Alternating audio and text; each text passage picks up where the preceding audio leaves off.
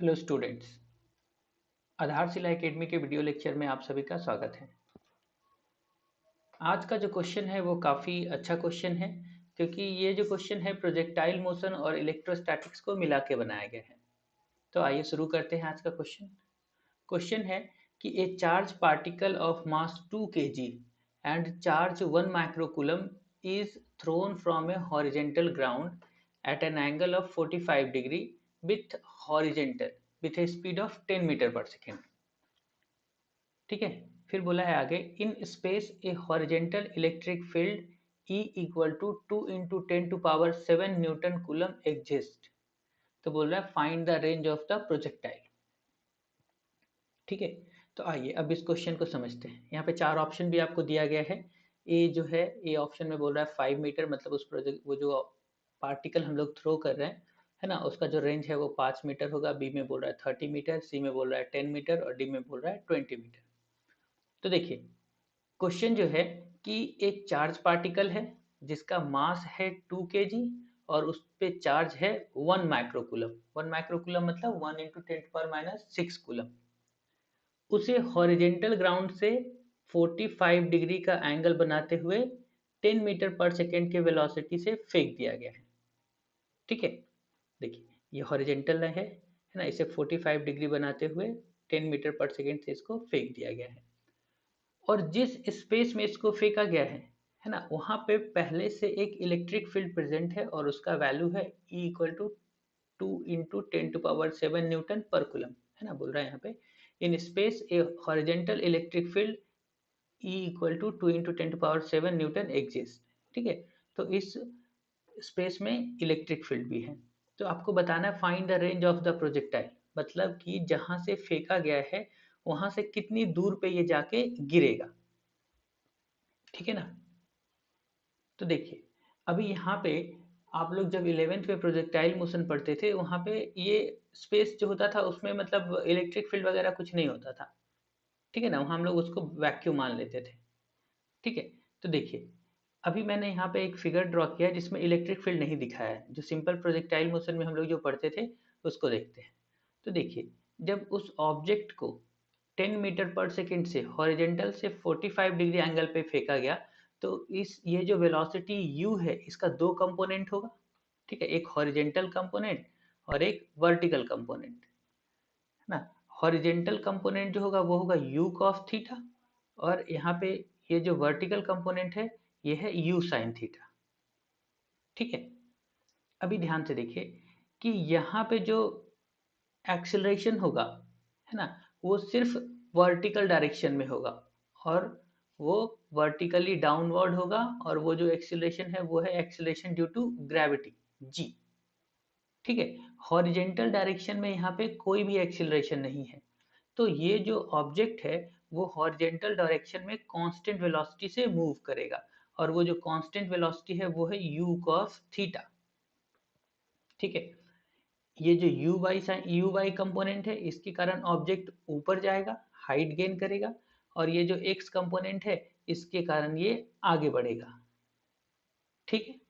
तो देखिए, अब यहाँ से हम लोग जब टोटल टाइम ऑफ फ्लाइट निकालते थे, है ना, टोटल टाइम ऑफ फ्लाइट,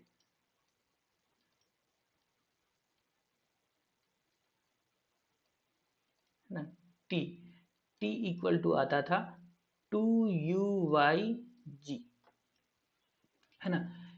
नीचे से ऊपर जाने में u/g और फिर ऊपर से नीचे आने में u/g, तो टोटल हो जाता था 2u/g। ठीक है।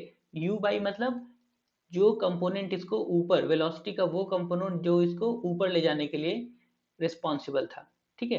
तो ये हो जाता था 2u sin थीटा बाई जी, है ना। ये होता था टोटल टाइम ऑफ फ्लाइट। अब देखिए, यहाँ पे जब हम लोग रेंज निकालते थे, जब इलेक्ट्रिक फील्ड नहीं होता था और जब रेंज निकालते थे, है ना, मतलब ये जो ऑब्जेक्ट है, ठीक है, ये ऐसे जब हम इसको थ्रो करेंगे तो ये ऐसे जाएगा, ऐसे जाएगा, फिर ये कुछ दूर बाद जाके ये गिर जाएगा, है ना। प्रोजेक्टाइल मोशन करता हुआ ये जाके फिर सरफेस पे इधर कहीं ये गिर जाएगा। तो ये वाला जो पोर्शन है ये, इसी को हम लोग रेंज बोलते थे। ये इसको हम लोग रेंज बोलते थे, ठीक है ना।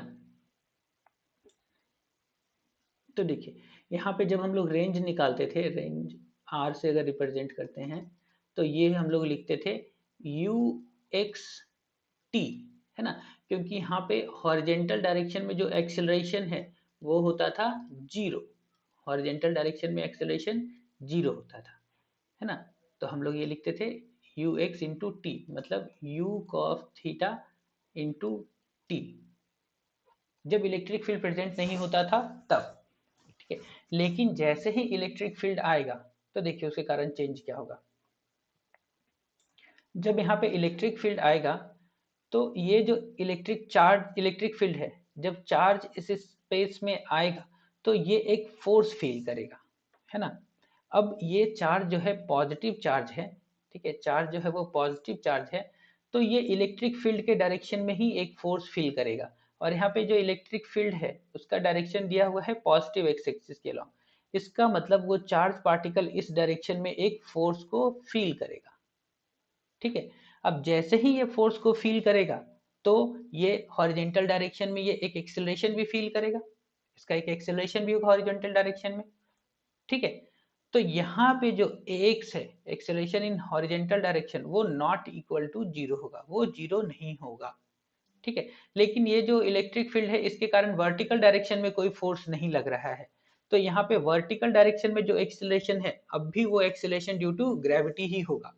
इसका मतलब ये जो टोटल टाइम ऑफ फ्लाइट है इस पे कोई चेंजेस नहीं होगा, ठीक है। लेकिन जो रेंज है वो चेंज हो जाएगा, क्योंकि यहाँ पे जो हम पहले देख रहे थे, अभी तक जितना भी क्वेश्चन करते थे उसमें हॉरिजेंटल डायरेक्शन में एक्सेलरेशन जीरो होता था और बोलते थे एक्स एक्सिस के अलॉन्ग वो कांस्टेंट वेलोसिटी से मूव करेगा, लेकिन यहाँ पे ऐसा नहीं होगा, ठीक है।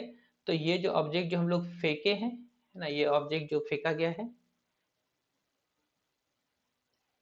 ये प्रोजेक्टाइल मोशन करता हुआ जहां से थ्रो किया गया है वहां से कुछ डिस्टेंस पे जाके ये अर्थ पे आके वापस गिरेगा, है ना। और ये वाला जो डिस्टेंस है यही इसका रेंज है, और हमें इसी को फाइंड आउट करना है, ठीक है। तो देखिए सबसे पहले हम लोग फाइंड आउट कर लेते हैं कि इलेक्ट्रिक फील्ड के कारण इस चार्ज पार्टिकल पे फोर्स कितना लग रहा है, ठीक है। तो हम लोग जानते हैं F इक्वल टू होता है क्यू ई, है ना, F equal to q E. और एक चीज हम लोग और जानते हैं F equal to m a. तो यहां से देखिए, और ये जो फोर्स लग रहा है वो एक्स एक्सिस के लॉन्ग लग रहा है ना, तो एक्सेलरेशन भी एक्स एक्सिस के लॉन्ग होगा, तो ये हम लिखेंगे F बाई एम ए, मतलब क्यू ई बाई एम। अब हम लोग वैल्यू पुट कर देते हैं, तो यहाँ Q का वैल्यू है 1 × 10⁻⁶ कूलम, इलेक्ट्रिक फील्ड का वैल्यू है 2 × 10⁻⁷, ठीक है, न्यूटन पर कूलम, और ये मास 2 kg दिया हुआ है ना। तो आप जब इसको सॉल्व करेंगे, है ना, ये जब सॉल्व करेंगे तो एक्सेलरेशन जो है वो आ जाएगा 10 मीटर पर सेकेंड स्क्वायर, ठीक है। एक्स डायरेक्शन में जो एक्सेलरेशन आया वो आ गया 10 मीटर पर सेकेंड स्क्वायर, ठीक। अब देखिए, अब यहाँ पे टोटल टाइम ऑफ फ्लाइट तो वही रहेगा, t equal to 2u sine theta by g, ठीक है।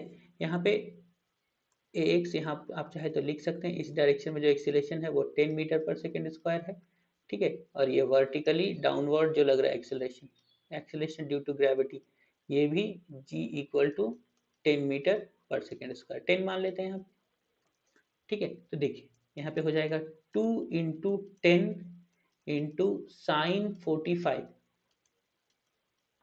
डिवाइडेड बाई 10, इतना सेकेंड। तो ये 10 10 कैंसिल हो जाएगा, sin 45 होता है 1/√2, तो ये टोटल टाइम ऑफ फ्लाइट जो है ये आ जाएगा √2 सेकेंड, ठीक है। तो हमारा टोटल टाइम ऑफ फ्लाइट आ गया √2 सेकेंड।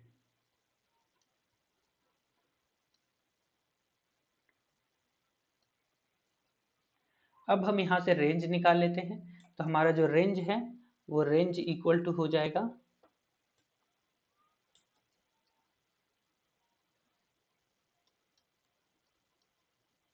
रेंज इक्वल टू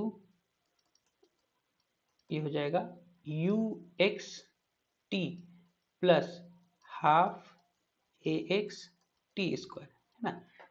इस ऑब्जेक्ट को आगे बढ़ाने के लिए जो एक्स एक्सिस के लॉन्ग मतलब वेलोसिटी का जो हॉरिजेंटल कंपोनेंट है, ठीक है, और हॉरिजेंटल एक्सेलरेशन है वो रिस्पॉन्सिबल है। तो इसलिए हमने यहाँ पे एक्स कंपोनेंट लिया है। अब वैल्यू पुट कर देते हैं।